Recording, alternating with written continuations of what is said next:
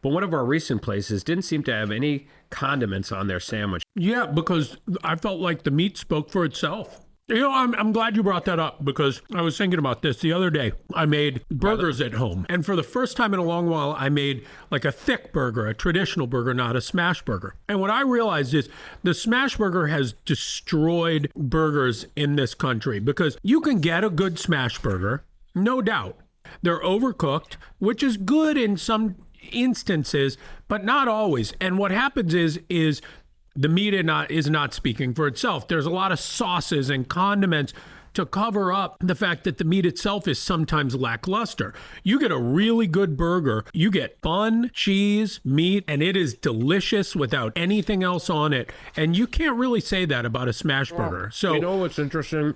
I like the smash burgers, but my favorite burger is just a charcoal burger. There's a regular burger, throw it on a soft bun, throw a little ketchup on it, and the only topping that you really need on a hamburger is ketchup, but the only one I would add to it is pickled red onions. That brings every good flavor together in one shot. I don't need the lettuce and tomato and all that nonsense. No, me neither. But I do need pickles. I like a little bit, just pickles, a little that's bit why of the mustard. pickled onion kind of works. A little mustard, a little ketchup, a little mayo even. I'll take a little relish. But you think you like a smash burger. Go back and eat. Go to a restaurant that serves a good... Well, I had one, regular is burger. Right around the corner from here. And they have I went good there regular recently. burger. Yeah, and you realize that smash burgers have kind of destroyed everything. But everybody thinks they like those. I think the world is big enough for both kinds. Because sometimes you want the one and sometimes you want the other. Because I will say, like, my favorite burger place in town is Max Local Eats. You know that. Which is fantastic. And they're an example of a great smash burger. The problem is it's cheaper to make a smash burger.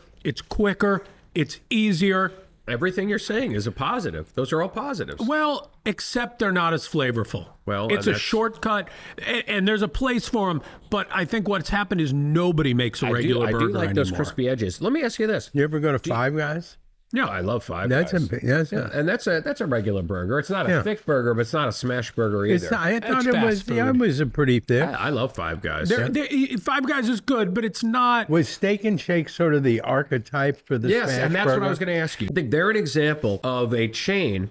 I think they got killed not because the quality of their food. The food was always tasty. It was the speed. It got the nickname Steak and Wait. Yeah. And what they should have done is they should have just changed it to where you go in and order like you would at like a bread company, get a number, sit down and relax, and then they would bring you your food. If they had done it that way, I believe that they could have stayed in business because they missed the smash burger boom.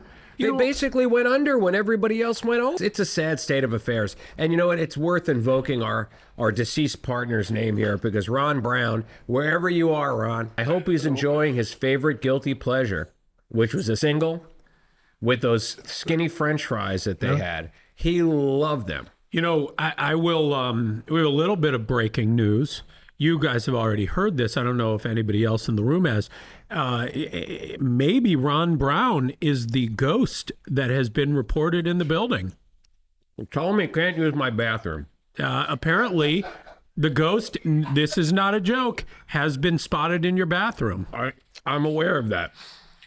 Now, that's why I said, tell me, you could use the urinal. No, because I don't think a ghost leaves a trace, if you know what I mean. Yeah, I'm not sure how that works. I saw Ghostbusters. They leave smells. They leave slimes. That's possible. I don't need it. I don't need Ron Brown's ectoplasma anywhere near my toilet. He's welcome at mine. So I don't know.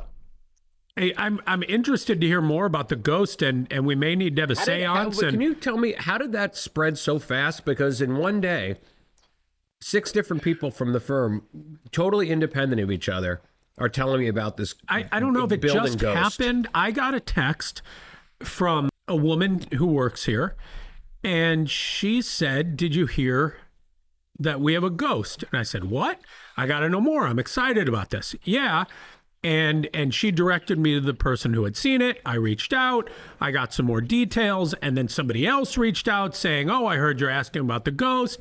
So I don't know if the word had, we all kind of heard it at the same time. But the woman who did see it, I think we got to have her on the podcast. I want to hear her story first, make sure that it's something that people would want to listen to. Can I interject?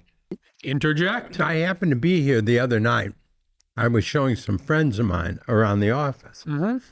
And I noticed that the reflections through the various windows that are floor to ceiling kind of windows can cause some very unusual reflections, and you see things Folks, that are. it sounds like Terry saw the ghost. I saw something that Something you couldn't identify. Oh, wait, That's I thought probably you the told ghost. me you didn't. No, I didn't. I don't think I saw a ghost, but I did see these reflections. Let me read when it So to you. reflections that you could not identify. No, well, I don't know that I couldn't identify them, but they did look like something that was along the lines So of what let me tell you what we know. Yes, bring us up to speed, It's and then I want to the let them know ghost about is- what we just ate. Mostly upstairs. Ed's bathroom, first place mentioned. The hallway outside the production room, Who the right hell here. was in my bathroom to and even see a bathroom ghost? area. The person who keeps it clean. Okay, if it was that person, that's the only person that has a right. Makes sense. Outside the production room where we are in bathroom area right here. And I'm sure I saw a figure walk behind the hallway downstairs How do by you the walk mail behind a room. hallway? Because they're ghosts. through a like hallway. a reflection in the window, Terry's theory, but no one was outside. Well, It doesn't bother me. I mean, Well, but the one time in Ed's bathroom, LOL, I did jet out and stand in the hallway for a minute like, okay, LOL. That's all we know at this now point. there could be I mean, that's a lot. in this neighborhood. There could be people that walk around. There's an encampment close to here, and people could be outside. Upstairs in my bathroom. And that's a little harder to explain.